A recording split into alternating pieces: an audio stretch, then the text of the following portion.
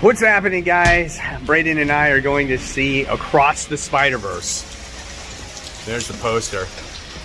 Unfortunately, like today, it's like super raining outside, so we had to run in the rain.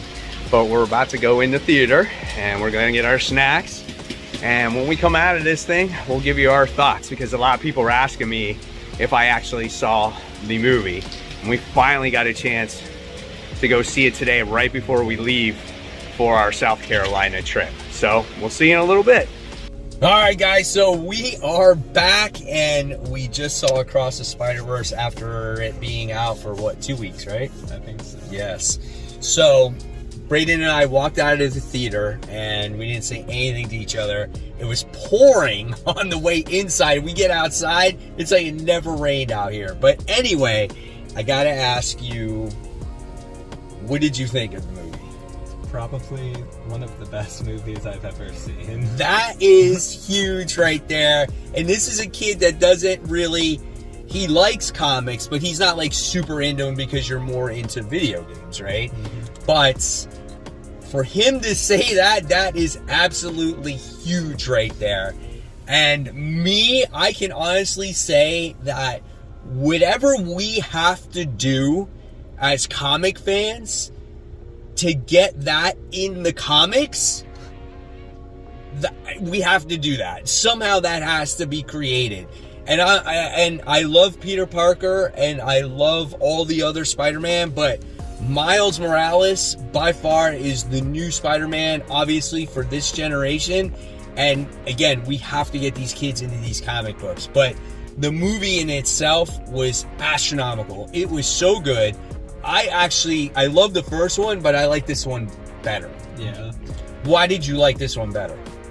It felt more like, it was like a step up from the last one. Like, the animation was, I mean, it was about the same as the last one, but it just felt like there was more of like the kind of crazy style and all of the bright colors and stuff, which made it look really good. Mm-hmm. But it felt like more emotional and stuff throughout the entire thing. Yes. Which was nice. Right. So to touch on what Braden has to say, and he's pointed out those things really good. The animation was different in many ways. When you look at Gwen's Earth, her animation was different, right? Mm-hmm. But when you go back to Miles' animation, or to his Earth, his animation was what you saw in the original movie, right? And then the different Earths had obviously different animations. So it took you to like the Legoland, and it took you all to the different places that you could go, which was awesome.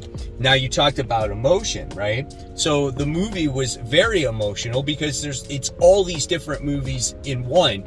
It's not only is it a Spider-Verse movie, which Miguel O'Hara says that's lame, but it's also a love story because you have a Spider-Man and a Gwen, right? And you obviously know what happens to their relationship in all these different Earths. But it's also a coming-of-age story because we get to see Miles growing up, and then we get to see this story of the father struggling, the parents struggling with their child growing up, and him not being a little kid anymore, and the struggles that the parents are going through. And for Braden, he can relate because he's coming of age, he's getting older, and as a dad, I can relate to that because he's my son, and no matter what, I'm going to love him.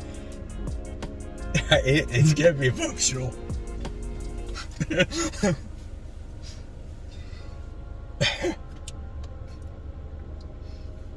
I'm going to love him no matter what. And hopefully people will take care of him, wherever he goes.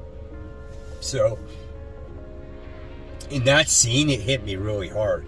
But the overall movie was absolutely awesome. Miguel O'Hara was such a good villain in the movie, right? Mm-hmm. I mean, did you expect him to be bad, though? Like that? And he's not a villain. He's an antagonist. And you could say there's a difference with that. Right. Yeah, absolutely. And I thought that was awesome. And the battle scenes and seeing all the different types of Spider-Men just in general were just so cool, right? And seeing Ben Reilly in there was hilarious in the way he talked. He talked like he was like in the 90s comic book. It's just like, I'm looking over here and I don't see anything. And it's just so funny, man.